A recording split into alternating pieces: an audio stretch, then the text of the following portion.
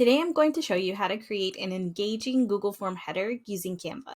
In Canva, you're going to click on Create a Design and Custom Size. For the width, you're going to put 1600, and for the height, you're going to put 400. Make sure you have pixels selected, and then click Create a New Design. When you open up the design, you will be given some templates over here on the left-hand side, but I'm going to create a specific one for this Google form here. First, I'm going to click on text and add a text box. Now I'm going to make my print bigger, and then you can click over here on the fonts. Canva has a lot of fonts. I like to use fonts that I have already purchased from Teachers Pay Teachers. I'm going to go ahead and pick a large bold font for my main title. This is the main title of my Google form. I'm going to go ahead and fix the size of the font. So I would like my font this size, but I do not like the spacing in between the lines. So you are able to fix that over here with line spacing.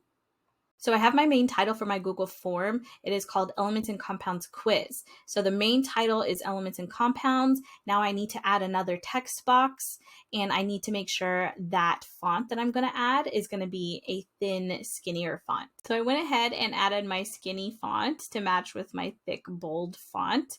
And now I'm going to go ahead and add some color to my header. On Canva, there are a lot of different effects you can do to the text.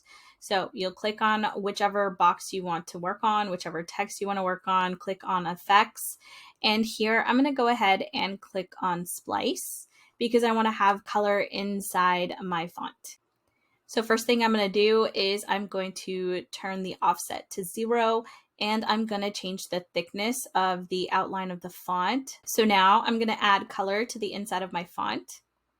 You can also add images to your header by clicking on Elements.